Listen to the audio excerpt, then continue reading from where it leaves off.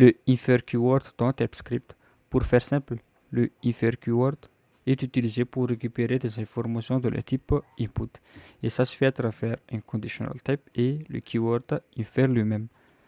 Et j'ai préparé là 3 exemples pour vous montrer ça.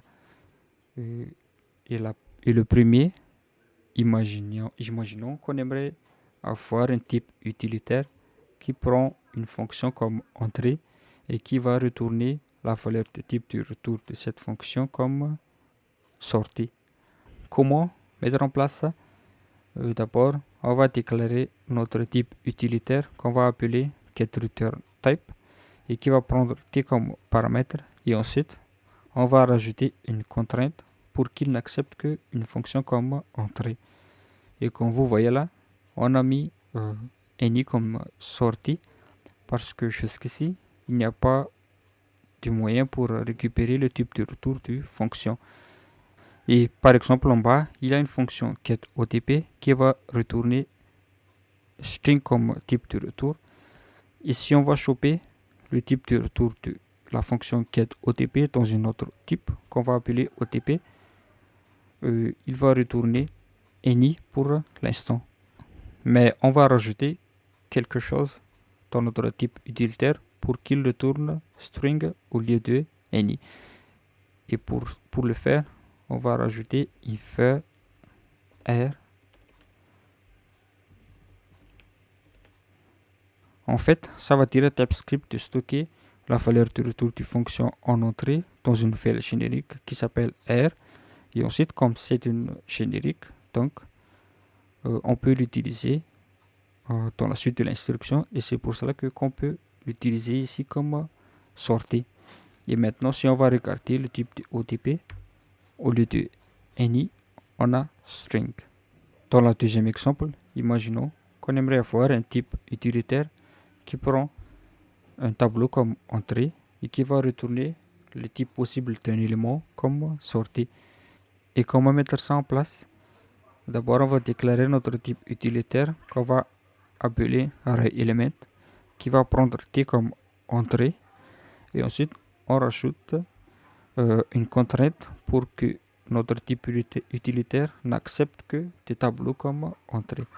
Et comme vous voyez, on a mis any comme type de sortie parce que jusqu'ici il n'y a pas vraiment de moyen pour récupérer le type d'un élément.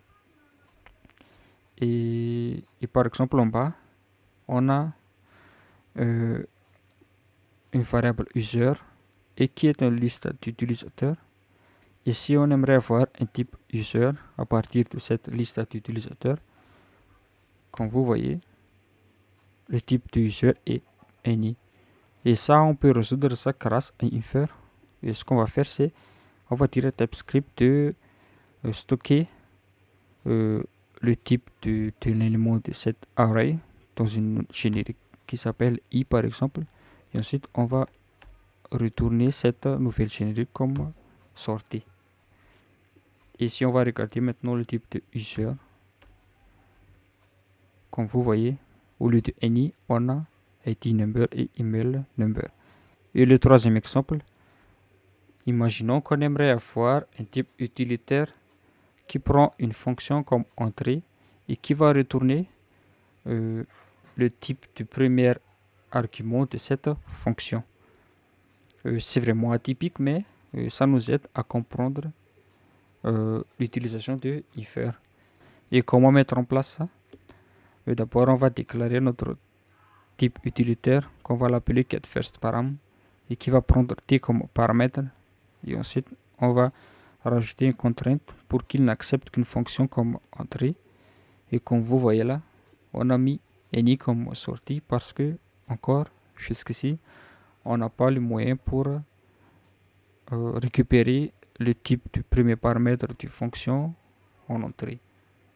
Et par exemple ici, il y a une fonction getFirstParam et son premier paramètre est un type string.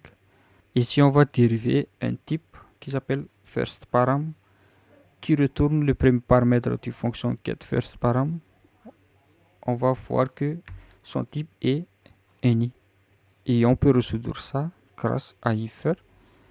En fait, ici, on va dire à TypeScript de stocker la valeur du premier paramètre dans une nouvelle générique qu'on va appeler f. Et ensuite, on va retourner cette générique-là comme sortie. Et maintenant, si on va regarder le type de first param, on voit très bien que au lieu de any, il retourne string. Et par exemple, si je vais changer le type de first param par hello, on voit bien que le type de first param est hello.